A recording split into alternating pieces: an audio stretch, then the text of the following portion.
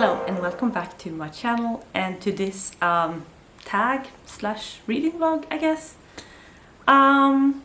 So to try and explain what I'm doing in this video, basically I was tagged to do the Persuasion tag. This is a tag that was created by Amrita from Amrita by the Book. I was tagged by Amy from Potato Brarian, and she tagged me for this a while ago, back in February maybe, something like that. And when she tagged me, I just thought to myself that, okay, I have actually read Persuasion, which, you know, you absolutely don't have to read the book in order to do this tag, so that was not necessary at all. But I just figured maybe it was a good opportunity to actually just read the book as well, because I have been meaning to read more Jane Austen. So that was sort of where it started, and then I thought to myself, why not just try and create like a hybrid video, I guess, of sorts, where I do like a reading vlog for the book, but I also do the tag questions along the way. So that is what I am attempting to do in this video. I don't know how this is going to work. I don't know if it will work at all, but you know, we're going to give it a try. So let me just talk a little bit about my history with Jane Austen, I guess. The first book that I read by her was Pride and Prejudice. I read that book when I was maybe in my teens or something.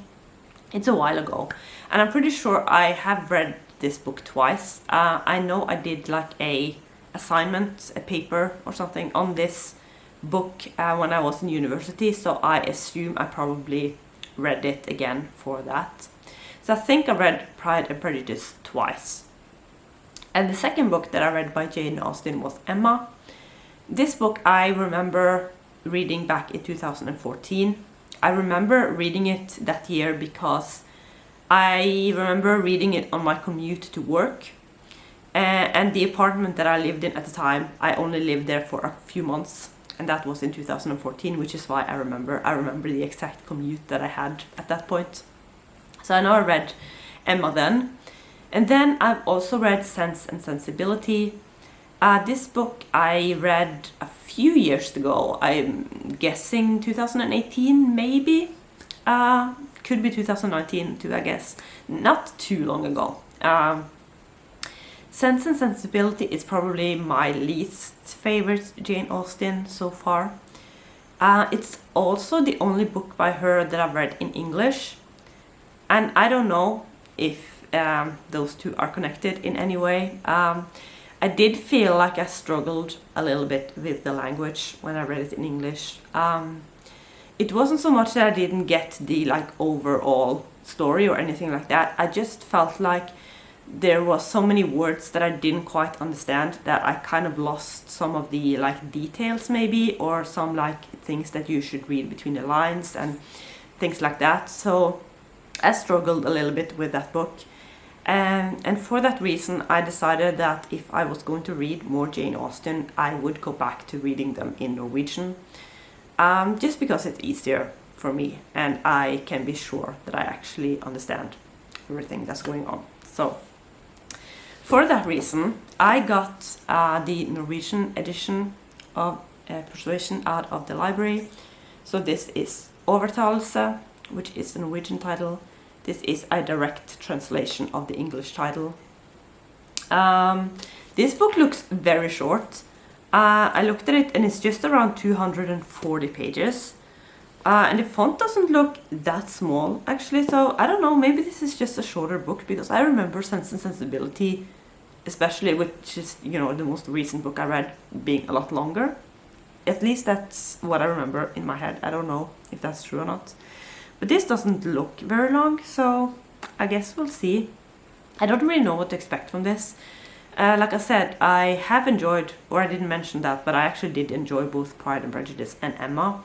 And then I enjoyed Sense and Sensibility a little less, but overall I have enjoyed Jane Austen.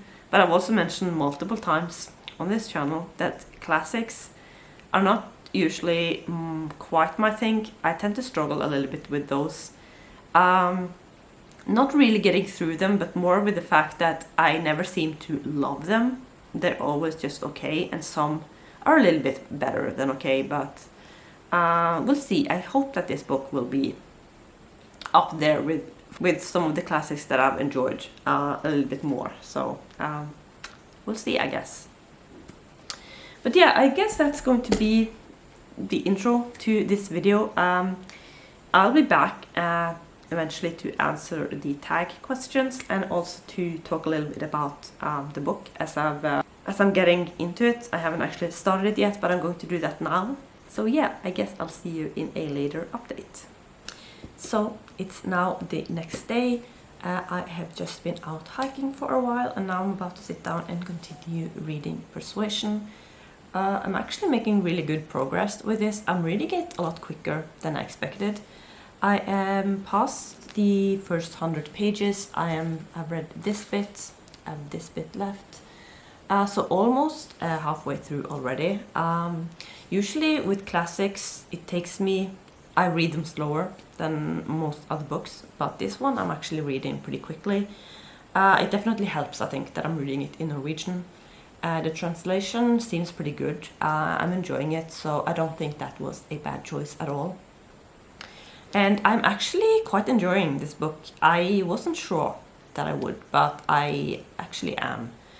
I should also mention, because I think I forgot to mention it in my update yesterday, that I don't intend for this vlog to be spoiler free. I'm not sure how much I'm going to talk about spoilers, but I'm not going to make an effort to avoid them either, because I figure this is a very well-known classic. I don't think it really makes much sense for me to try and avoid spoilers in this vlog, so I'm just going to talk about this book without worrying about spoilers. But basically, I assume that a lot of people probably know what this is about. We have our main character in this, which is Anne Elliot, and she is the middle of three sisters. There's her older sister Elizabeth and her younger sister Mary. Their mother passed away when Anne was 14, I think, so it's just their father left. And their father, he is someone who, he cares a lot about a person's status, I guess.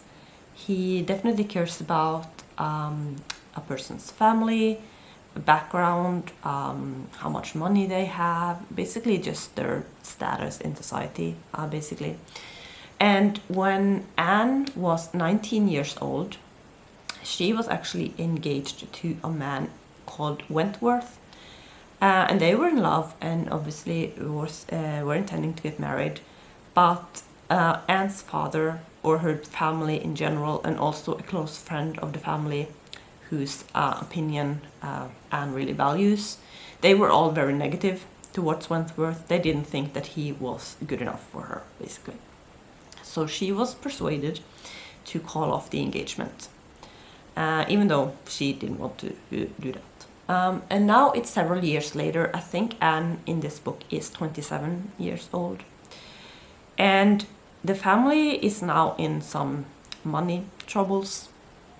The way it's portrayed, it sounds like as long as Anne's mother was alive, she was kind of the one who made sure that the family didn't spend more money than they could afford. And now that she has passed away, Anne's father don't really pay much attention to things like that. So they have just been spending more money than they should. And now they have some money issues, and to sort of try and solve those, it's decided that the family will move out of their house and rent it out. They have a big house. So they're going to move to Bath. No one really asks Anne what she wants to do. It's basically the father and the older sister Elizabeth who makes the decisions. The younger sister Mary, at this point, she is married, so she doesn't live with them anymore. She lives in the area. But yeah, it's decided that the family will move out. Anne doesn't particularly want to move to Bath. She wants to stay in the area. So when an opportunity opens up for her to stay with her younger sister for a while, she decides to do that. And then they find some people who are willing to rent the house. It's a admiral, I think he is, and his wife.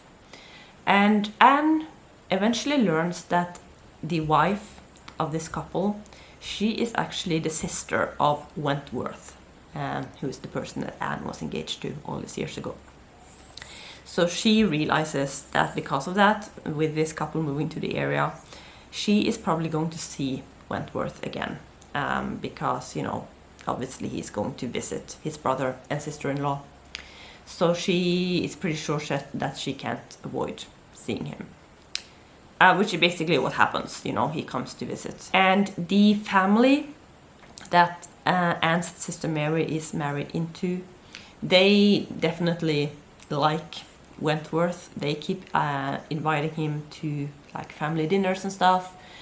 And it seems sort of obvious to everyone that he will eventually probably marry one of the sisters in that family. There are two of them. So that's sort of what everyone is expecting. Because no one really knows, I should mention that it's no one, or not many people know that Wentworth and Anne were engaged back in the day. It was kind of kept, not really a secret, but just not many people knew about it. So most of the people that Anne and Wentworth is now surrounded by don't know that this happened. So at this point, Anne is sort of seeing Wentworth pretty often, and she isn't really sure how he feels about her at this point, or how he feels about the whole situation, because he's acting kind of cold, very polite towards her, and she doesn't really know what to think. So that's basically where we're at this point. But yeah, I am actually quite enjoying it, and I think I'll probably finish this in a couple of days. I thought it would take me longer to read this, but yeah, I'm optimistic that this won't take me very long. But I figured I might as well start to do the tag questions for the persuasion tag. I thought I might just go through the first 5 questions now and then do the last questions in a later update. So let's just get to the tag questions. The first question is: Persuasion, like many of Austen's books, has been successfully adapted to screen many times. Name your beloved on-screen adaptation of a book published before 1900s. And I mean, I always get a little bit stressed when I have to like come up with favorite of any kind, because I always feel like I'm forgetting something. But the one adaptation that came to mind for this question is the Sherlock Holmes adaptation, the series with Benedict Cumberbatch and Martin Freeman. I really enjoyed that one when it came out. This is, I assume, based on the adventures of Sherlock Holmes, which, as far as I was able to find out, was published before 1900. So yeah, that was the one that came to mind. I thought about some other adaptations that I like as well. This one is probably my favorite out of those. And then, like I said, there are probably things that I'm forgetting, but I definitely enjoyed that one. Question number 2. In Persuasion, Anne and Captain Wentworth really go through the wringer. What's your favorite angsty romance that isn't them? Once again, talking about favorites, anything is just very difficult for me. And I also don't think I read that many angsty romances. Or I don't know how angsty it has to be in order to be considered a angsty romance, I guess. But one couple came to mind for this. And that is Damon and Laurent from the Captive Prince series. I have all 3 books in the series. I've read all 3 books in the series. And I was recently sort of reminded of this series in a talk that I had with Lana, because we, for some reason, started talking about this series. And she really loves this. And she sort of reminded me of this, because it's been a couple of years since I read it. But this one is definitely, the romance in this is definitely very angsty. They start out with such a distance between them, I guess, that I wasn't sure I was even going to like the romance in this when I started reading it. I just couldn't see how the author was going to make me root for the couple, I guess, just with how they started out. But I mean, I totally rooted for them. I love this couple. During the talk that I had with Lana, she told me about some stories, extra stories in this universe that I haven't read. And now I really do want to read them, but I don't think I'm going to read them without having reread this series, because I can't remember details of this anymore. And I think, you know, knowing how things are going or will develop between Damon and Lawrence in this series, I think I might enjoy the start of the series even more, knowing how things will turn out eventually. So that also makes me want to reread this series, and I'm pretty sure I will at some point. I don't think I will do it quite yet. One, because it's not that long since I read it, and also because I have so many books to read. So I don't feel like I can prioritize this at this point, but yeah, I definitely do want to reread this at some point. And it's definitely a very angsty romance. Question number 3. Captain Wentworth is a naval captain. Tell us about a book featuring a lead character who is in a branch of the military. So this question I really struggled with. Amrita has not made it easy for us with these questions. But, you know, I started to think, and I couldn't think of any, like, military character, at least not a lead military character. But then I started thinking about fantasy and sci-fi. And I realized that, you know, a lot of particular fantasy, just there's always a war going on. So like lots of people, I guess, can be considered being in the military. And then the one book that came to mind, or the character that came to mind, was Spencer from Skyward. Because in this universe, Spencer, she wants to be a pilot, like a fighter pilot. And the pilots in this universe, they basically defend their people from aliens, basically. Aliens that keeps attacking them. So I feel like that could be considered being in the military, sort of. I mean, she goes to, in this book, Spencer goes to school to become a fighter pilot. So, I mean, close enough, I think. I really enjoyed this book. It's a YA sci-fi. I haven't read the second book, Starsight, yet. This reminds me that I really need to get to that book, because it's been a few months now since I read Skyward. But yeah, I'm going to use this book for the answer. Maybe I'm stretching the question a little bit, but I mean, I think it works. So, question number 4. British naval captains were famous adventurers. What's your favorite adventure story? I mean, Lord of the Rings, that could be considered an adventure story, right? I mean, I definitely feel like it starts out that way for the Hobbits in particular. It does eventually become a lot more serious and a lot tougher than maybe they expected, but I mean, I would consider this an adventure story, I think. And this is one of my favorite stories, books, movies ever. So, I mean, I would say this is my favorite adventure story. So, question number 5. Anne is quite a dutiful sister. What's your favorite literary sibling relationship? And once again, I think it's so difficult to decide because I feel like I'm forgetting someone. Sibling relationships is something that I really enjoy in books. It's one of my favorite type of relationship to read about, which is probably part of the reason why I feel like I'm forgetting some. But the one that came to mind for this is Monty and Felicity from the Gentleman's Guide to Vice and Virtue, the Lady's Guide to Petticoats and Piracy series. I really just enjoy their relationship.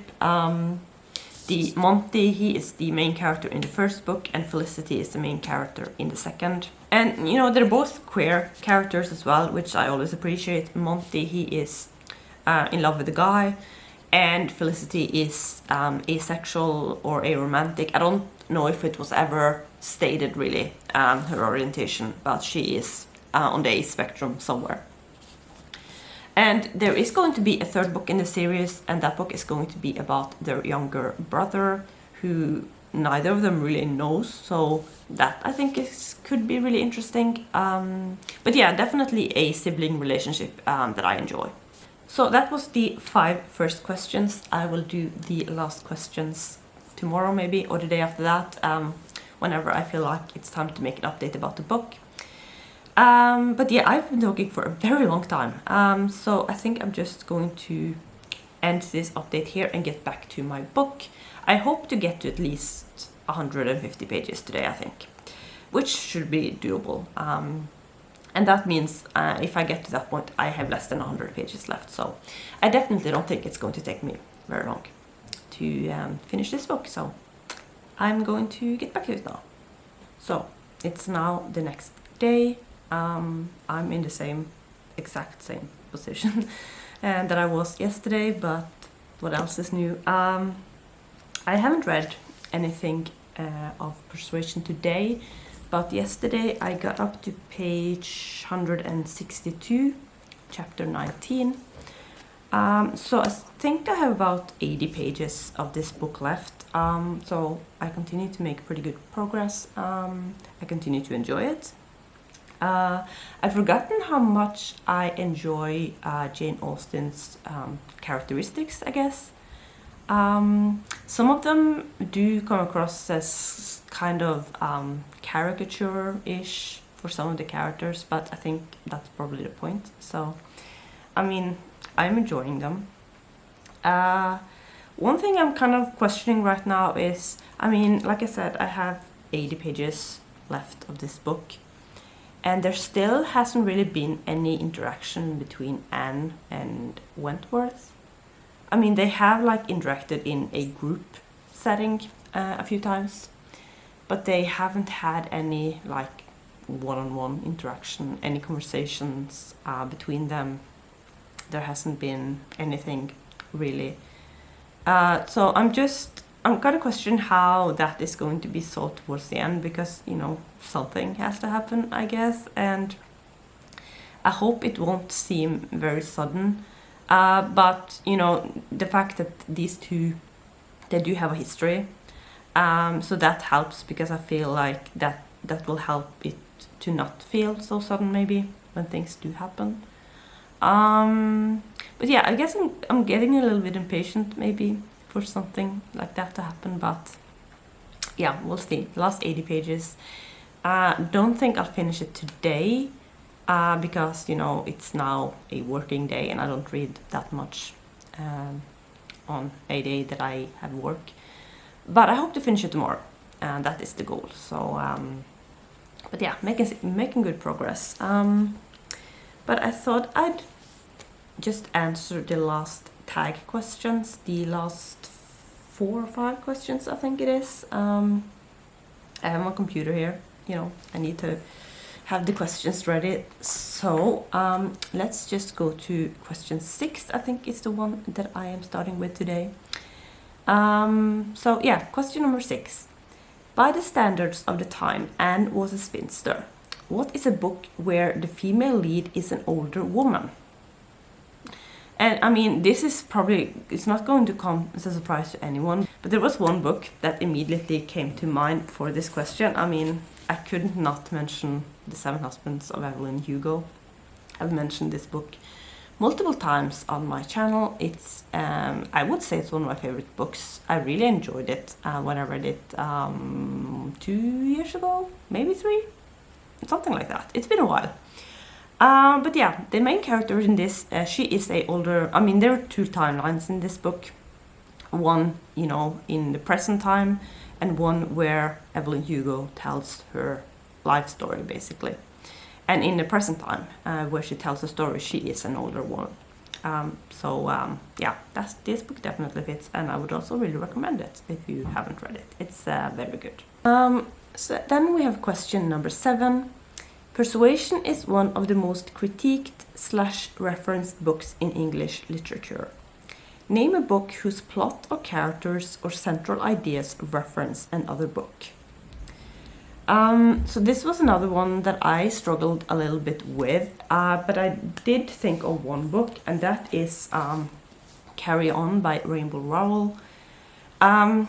So I don't know enough to know how much or how little this is based or inspired by Harry Potter, but there's definitely a lot of similar elements in this one. I mean, this is a fantasy book. It's about, I mean, it has the chosen one trope. It has a magical school. The main romance in this is kind of inspired by Harry and Draco from Harry Potter.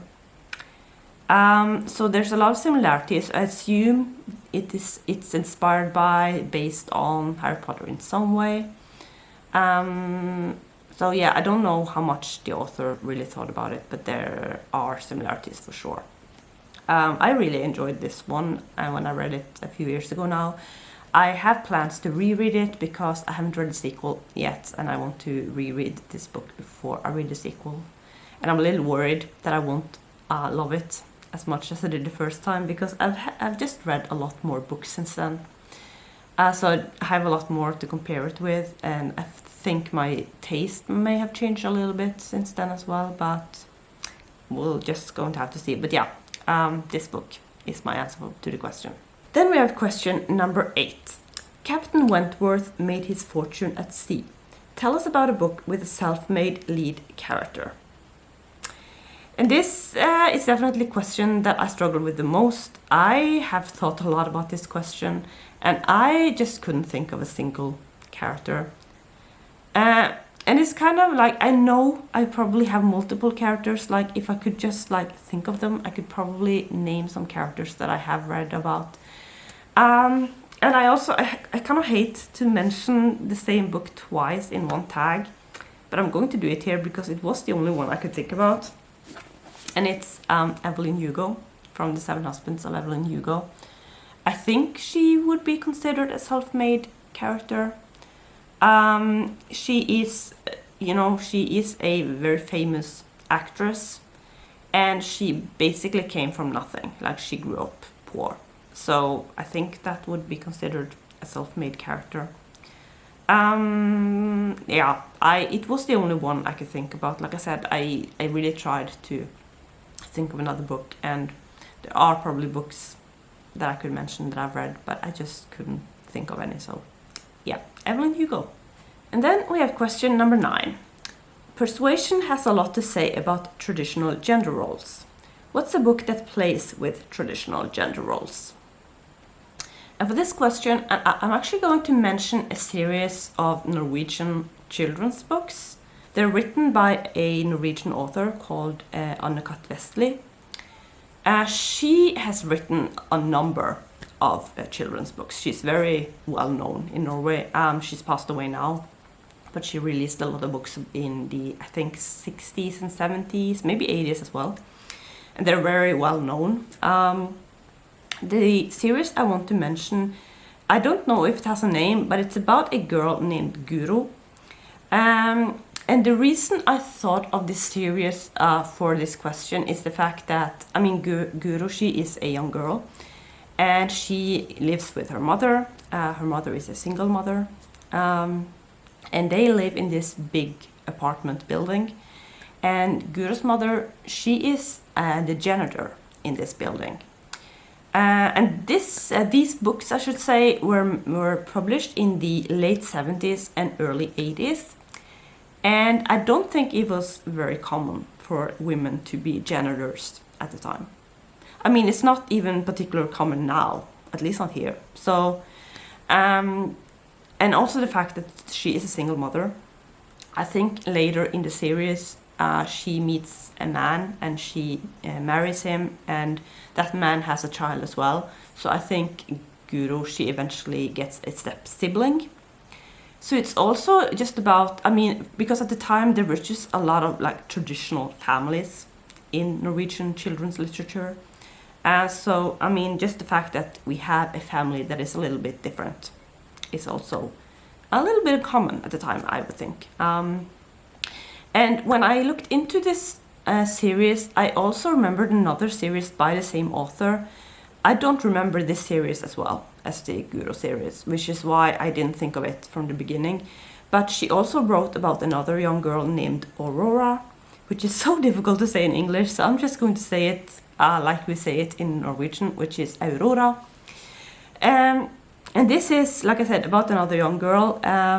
It's kind of set in the same universe as the Guru series, but it's about another main character. This series was released in the late 60s and early 70s.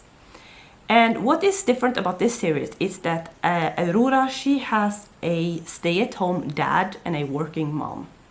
So that was definitely unusual at the time. And this author, she just did a lot of that. She just played or challenged a lot of the traditional gender roles in her children's books, which is something that I didn't think about at the time when I read this, because I read these when I was a kid. I think my mom probably read a lot of them for me, and I remember listening to some of them on audiobook as well, actually. So I didn't think about this at the time, but you know, now I think it's really cool, because it really wasn't very common at the time. So. And the final question for the tag, it's an optional one, and it is, finally, tell us a bit of trivia, a fun aside, a personal anecdote related to either Persuasion or any other work by Jane Austen. I don't really have anything to mention here. I've already mentioned a little bit about my history with Jane Austen in this vlog. I don't really think I have anything fun to say outside of that. So yeah, I'm just going to skip this one basically. It's an optional question anyway, so yeah. So that was the tag, and I'm almost done with the book as well. Like I said, I think I'm probably going to finish it tomorrow, so I'll be back then with like a final wrap-up of the book and my experience reading it. But yeah, I think that's going to be it for now, and I need to actually start reading for the day. So I finished Persuasion. My thoughts about this one, they haven't really changed that much from what I've talked about earlier in this vlog. I ended up really enjoying this one, actually. I wasn't sure that I would. I've talked about before how I feel about a lot of classics. They're just not quite to my liking, really. But this one, yeah, I ended up enjoying this one, and I can't help but thinking that maybe the length had something to do with that, because I mentioned before, this one is super short. It's about 240 pages, including some extra pages in the back. And I looked at, you know, my other Jane Austen books. I have them right here. And we have, at the bottom, we have Sense and Sensibility, Emma, and Pride and Prejudice. Sense and Sensibility looks really long, but this one has a lot of extras in the back, and also the paper in this edition is kind of thick, so it's about 350 pages. Emma is actually really long. This edition has almost 450 pages, and the font looks to be about the same as the font in my edition of Persuasion. And then we have Pride and Prejudice on the top, and this one looks really short, but the paper in this one is really thin, so it's about 350 pages. So all of these are at least 100 pages longer than Persuasion, at least in the editions that I have. Obviously that can vary. But yeah, I can't help but think that, you know, this was just the right length for me for a Jane Austen novel.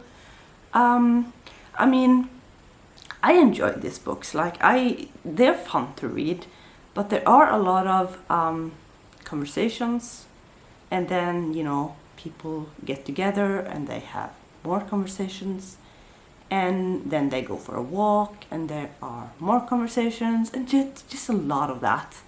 And I enjoy that for a while, but you know, eventually it starts to be maybe a little bit too much. At least that's how I've felt, I think, with some of the previous books. And in this one, it was just, you know, the right amount, I feel like. Nothing felt too rushed or anything like that, or too drawn out, really. So it was kind of perfect for that. I think I mentioned in a earlier vlog update that I was a little bit worried that the ending might feel a little bit sudden. And, I mean, it kind of did. Things did wrap up really quickly, I felt like. But at the same time, it didn't really bother me too much. So all in all, I was pretty satisfied really with how this ended and how it wrapped up, even though it did feel maybe a little bit quick compared to the rest of the book. So yeah, all in all, this was a good experience. I'm not quite sure how I would rate this. I'm thinking of maybe like a 4-star, which is very high for me for classics. Could be down to a 3.5, but like somewhere around there, 3.5, 4 stars, which is a good rating for me for classics. So yeah, this was a good experience.